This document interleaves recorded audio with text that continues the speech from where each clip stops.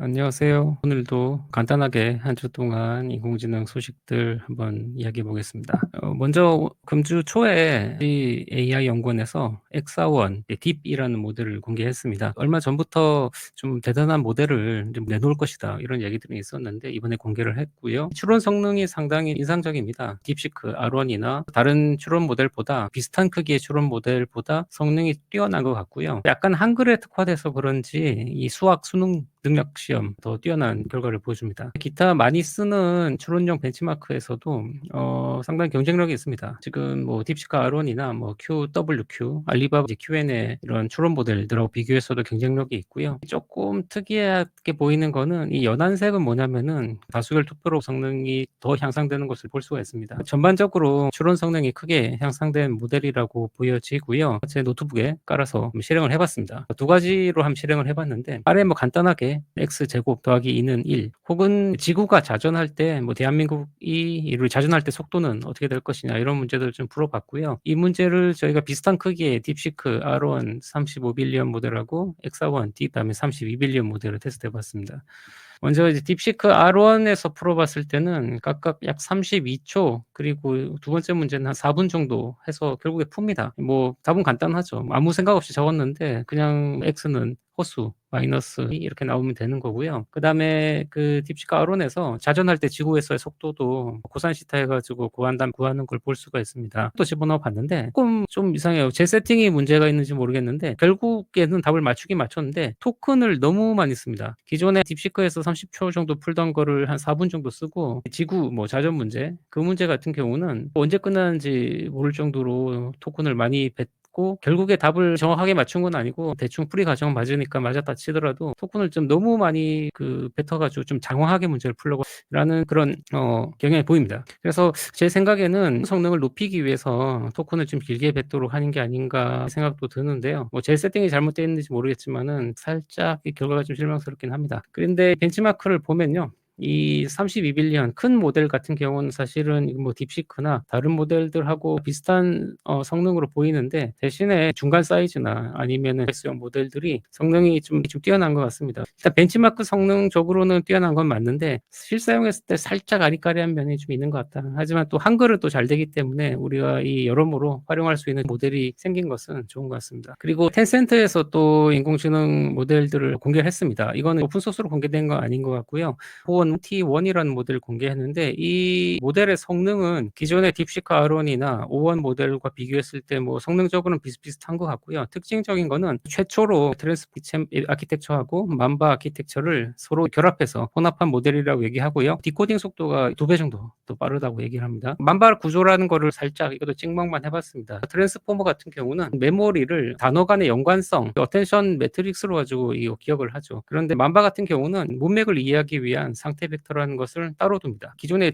트랜스포머하고 다른 인공지능 모델들하고 비교를 한 건데 메모리를 더 효율적으로 쓰는 것을 볼 수가 있습니다. 예를 들어 트랜스포머 같은 경우에는 플레이스 어텐션 이런 거 나오고 나서 좀 효율적으로 바뀌긴 했지만 기본적으로 토큰의 길이가 길면 길수록 학습하는 시간이라든지 메모리가 많이 차지한다는 단점들이 있는데 만바 같은 모델은 이게 리니어하게 증가하기 때문에 큰 모델에서 장점을 가지고 있다고 합니다. 스테이트 스페이스라는 게 무엇이냐? 뭐 기계공학과 학부생이나 아니면 로봇이나 제어하는 분들은 많이 익숙하실 텐데요. 어떤 상태에 대해서 어떤 입력을 주고 이거에 대한 이제 아웃풋을 오른쪽 같은 식구로 나타내는 겁니다. 예를 들어서 자율주행 자동차로 얘기한다 그러면은 자동차의 위치나 속도 등 상태를 얘기하는 거고 입력을 우리가 어떤 가속 페달을 밟는다든지 브레이크를 밟는다든지 이런 것들이 입력인데 그 다음에 이 Y 아웃풋이라는 거는 속도라든지 위치 측정 결과 등 실제로 측정되는 값입니다. 아웃풋은 우리가 관측되는 값을 얘기를 하는 거고요. 히든 스테이트에서 시스템의 상태가 정의가 됩니다. 그래서 트랜스포머하고 다르게 만바에서는 상태 벡터로 문맥을 이해한다. 일종의 지금 메모리를 가지고 있다고 저는 그렇게 이해가 됩니다. 우리 상태 벡터로 문맥을 이해하기 때문에 더 효율적이라고 얘기를 하고 있고요. 지금까지 읽고 이해한 문맥 정보를 이해하는 어떤 상태 벡터를 따로 가지고 있기 때문에 훨씬 더 좀 긴 문맥에 대해서 유리하게 데이터를 저장하고 있다고 얘기를 합니다. 트랜스포머보다 빠른 추론 속도 5배 정도 더 적은 메모리량을 요구를 하고 해서 장점이 많이 있다. 구조가 사실 거대 언어 모델 수준으로 적용된 적이 없었는데 최초로 적용돼가지고 텐센트에서 공개했다는 것이 큰 큰 의미가 있는 것 같습니다. 그리고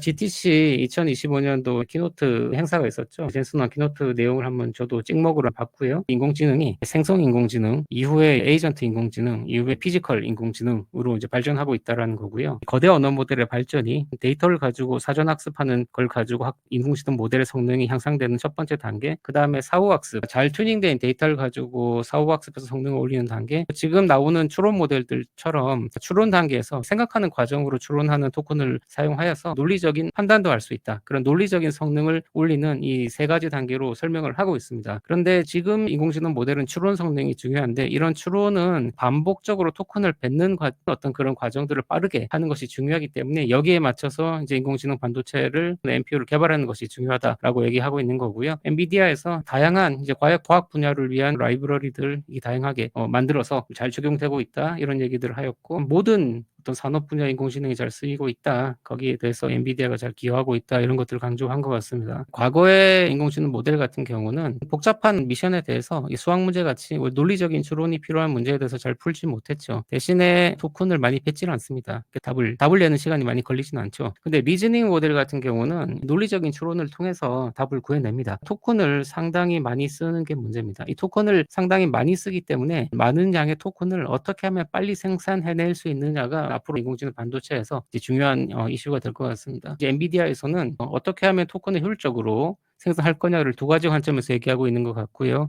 하나는 한 유저가 1초에 얼마나 많은 토큰을 뱉을 수 있는가. 논리적인 추론을 하려면은 긴 토큰을 빨리 추론해야 되고, 우리 사용자 입장에서 한 유저가 얼마나 많은 토큰을 빨리 받을 수 있느냐도 중요하지만은, 두 번째는 이 인공지능 모델이 서비스를 할 때 여러 가지 태스크들을 한꺼번에 처리를 하겠죠. 우리가 상업적으로 사용할 때는 공장이라 표현을 했는데, 어떤 인공지능 센터에서 토큰들을 얼마나 빨리 처리할 수 있는지 이 스루프도 중요하다고 얘기할 수 있습니다. 그러니까 우리가 한 사람을 위한 속도, 그 다음에 전체 배치로 처리할 때 스루프트 두 가지 다 챙겨야지 성능과 경쟁성, 두 마리 토끼를 잡을 수 있을 것이다라고 얘기를 하는 겁니다. 이런 내용들은 그냥 1년 전쯤에 네이버 클라우드 이동수 이사님 모시고 얘기를 했었죠. 추론을 할 때 보면은 하나의 작업을 할 때 GPU의 사용량이 대단히 낮습니다. 왜냐하면은 한 토큰을 생산하고 그 다음에 한 토큰, 이런 식으로 차근차근 이제 토큰을 하나씩 생성하기 때문에 우리가 추론할 때는 GPU의 사용량이 낮을 수밖에 없는데, 그렇기 때문에 배치로 어떻게 하든지 묶어서 병렬적으로 처리하는 것이 중요하겠죠. 엔비디아에서 이런 이제 라이브러리 프레임워크를 또 공개했습니다. 다이나모라고 LLM의 추론을 어떻게 하면 병렬적으로 효율적으로 할 수 있겠느냐, 어떻게 하면은 GPU의 사용률을 최대한 끌어올려 가지고 효율적으로 추론할 수 있겠느냐 해서 이런 것들을 또 라이브러리로 공개를 했습니다. 어떤 파이프라인이나 텐서 어떻게 하면 효율적으로 할 수 있는지에 대해서 공개를 하였습니다. 우리가 전체를 배치로 처리할 때 스루프트하고, 그 다음에 한 사람이 사용할 때 TPS, 유저를 위해서 결과를 내보내느냐, 이 관점에서 봤을 때 이걸 그래프로 찍어보면은 왼쪽 아래와 같은 그래프가 보이는데요. 블랙웰 25배나 더 뛰어나다는 겁니다. 역시 약을 되게 잘 판다는 생각이 들고요. 이 25배가 어떻게 나온 숫자일까요? 면적으로 계산한 것 같기도 합니다. 인공지능 모델의 성능이 스루프트과 TPS로 결정된다고 했을 때 블랙웰 하드웨어는 호퍼 GPU보다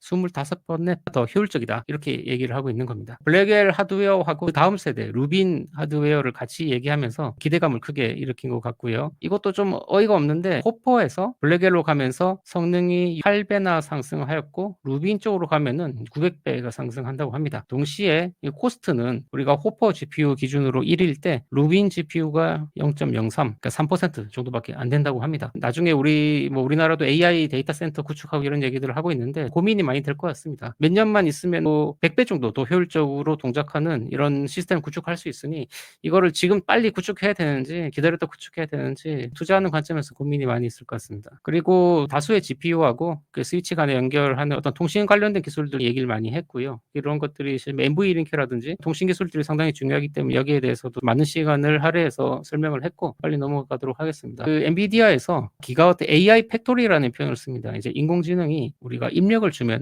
추론하는 출력 결과를 내뱉고, 이게 엄청난 규모로 이루어지겠죠. 점점 인공지능을 더 많은 사람이 쓰게 되면서 대규모 요청에 대해서 어떻게 하면 효율적으로 처리하는 것이 이제 중요해지는 거고, 그것을 위한 로드맵들을 다 얘기했다고 얘기할 수 있습니다. 블랙웰, 루빈, 파인만, 이런 로드맵들 얘기를 해서 앞으로 그냥 세상을 제비하겠다, 이런 약간 포부가 느껴집니다. 그리고 라마를 가지고 이렇게 추론용으로 이렇게 최적화했던 이런 모델들도 오픈을 해서 성능이 얼마나 좋아졌는지 얘기를 하고 있고요.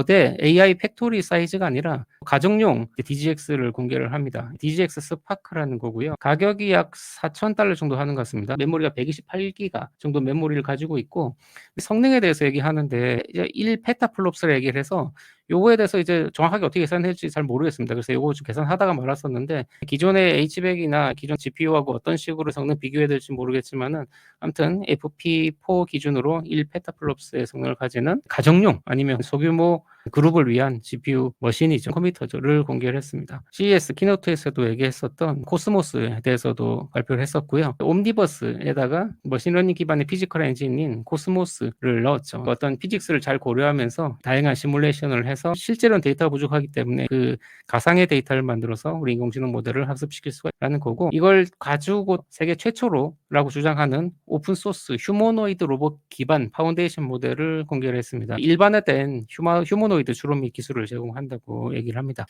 아주 재미있는 퍼포먼스를 했습니다. 보시면은 네. 귀엽죠? 귀엽고, 이 로봇하고 이제 대화도 하고, 밖에서 원격 조종을 하는지 어떤지는 잘 모르겠지만은 온 디바이스에서 뭐 돌아가는 거라고 얘기를 하고 있는 것 같고요. 스타워즈 영화나 아니면 애니메이션에서 봤던 로봇이 이제 우리 실생활에 오는 날이 이제 멀지 않은 것 같다는 생각이 많이 듭니다. 네. 하버드 비즈니스 스쿨에서 인공지능과 협업할 때 이 개인과 팀의 생산성이 어떻게 달라지는지에 대해서 이런 뭐 약간 시험적인 페이퍼가 나왔습니다. 근데 이 페이퍼 들어가 보면은 아직까지 작성 중인 내용이기 때문에 레퍼런스는 하지 말라고 얘기해서 아직까지 미완성 상태이긴 한데요. 보면 인공지능을 사용하지 않을 때하고 인공지능을 사용하고 나서하고 생산성이 상당히 많이 상승을 한다, 이렇게 주장을 하고 있습니다. 재밌는 이런 연구들도 많이 진행되고 있는 것 같고요. 그리고 오늘도 그렇고 좀 발표자로 급하게 만들어야 돼가지고 이거 인공지능에 좀 도움을 받을 수 없을까 해서 감마를 제가 한 2년에서 3년 만에 한번 써봤습니다. GTC 2025년도 젠스노한 키노트 요약해달라고 하니까 아마 내용을 검색을 하는 것 같아요. 자기가 내용을 검색을 해서 자료를 모은 다음에 이렇게 PPT 뷰렛을 만듭니다. 그러면 한 8개 정도 되는 PPT 개요를 만든 다음에 이걸 가지고 내용을 작성해 주는데 꽤 그럴듯합니다. 한 2년 전에 썼던 감마는 그냥 뭐 재미있긴 한데 실제로 이제 쓸만한 건 아니었는데, 꽤 이제 디자인 적으로도 좀 세련돼 있고요. 그리고 좋은 거는 오른쪽 위에 공유 버튼을 눌러가지고 이걸 PPT 파일로 받을 수가 있습니다. 그래서 자기가 필요한 부분만 가져와 쓸 수도 있고 편집도 할 수 있고 보면은 재밌습니다. 그래서 이거 꽤 괜찮은 것 같아요. 저는 이거 한번 써보려고 한 10,000원 정도 결제를 했습니다. 무료하고 유료의 차이는 여기 들어가 있는 그림 생성 인공지능 모델의 성능하고 한 번에 생성할 수 있는 PPT 장수가 좀 차이가 난다고 합니다. 그리고 저는 오늘 보여드리지는 못하는데 제가 만든 발표자를 그대로 집어넣고도 이걸 수정해 달라고 한다든지 디자인을 조금 바꿔달라 이런 것도 가능한 것 같아요. 생각보다 괜찮더라. 그래서 한번 제가 2년 만에 써봤습니다. 그 MCP 좀 이슈가 되고 있죠. 코난 쌤께서 지금 직접 하셔가지고 캡처해가지고 공유해 주신 건데, 클로우드에다가 플레이라이트 MCP라는 이걸 설치하면은 클로우드로 가지고 이제 PC 화면을 이렇게 제어를 할 수 있는 것 같고요. 이거를 빨리 저도 좀 해보고 싶었는데 바빠가지고 못 해봤고요. 이번 주는 제가 꼭 한번 테스트를 한번 해보도록 하겠습니다. 네, 재밌는 일들이 많이 가능한 것 같습니다. 네, 금주의 소감입니다. 일단은 이제 LG에서 이번 주에 대단한 인공지능 세계적으로 경쟁력 있는 추론 모델 공개를 했습니다. 살짝 토큰을 너무 좀 많이 써서 잘하는 것 같은 느낌이 들지만 그래도 이 정도 하는 게 어딥니까? 한글은 또 약간 특화돼서 더 잘하는 면이 있기 때문에 응원하고 앞으로도 좋은 모델들이 많이 나왔으면 좋겠고요. 텐센트였나? 맘바 구조를 이용한 최초의 거대 언어 모델인 것 같습니다. 트랜스포머를 벗어난 최초의 거대 언어 모델이다. 혹은 맘바 구조를 이용해서 트랜스포머 구조를 조금 더 최적화한 이런 거대 언어 모델이 이 시대가 온 것 같다는 생각도 듭니다. 그리고 이제 GTC 2025 행사를 보면서 엔비디아가 AI 기가 팩토리를 통해서 뭐 진짜 세상을 지배하겠다는 것 같습니다. 정말 어떤 그 엔비디아 키노트를 보니까 이게 데이터 센터가 그냥 GPU 놓고 우리 컴퓨터 빌려주는 그런 곳이 아니라 정말 이제 인공지능을 모든 것을 여기서 하는 거죠. 어떤 명령을 주었을 때 인공지능 기가 팩토리가 사람이 원하는 어떤 논리적으로 추론한 답변을 아주 싸게 빠르게 뱉어내는 이런 이제 AI 기가 팩토리의 시대가 이제 곧 올 것 같고요. 거기서 엔비디아가 또 많은 역할을 할 수 있을 것 같습니다. 그래서 이제 엔비디아가 세상을 지배하겠다. 저는 또 이렇게 이런 생각도 들고요. 아무튼 이상적으로 봤습니다. 저도 시간이 많이 없어가지고 오늘 찍먹한 내용들 간단하게 소개해드렸습니다. 하여튼 감사합니다.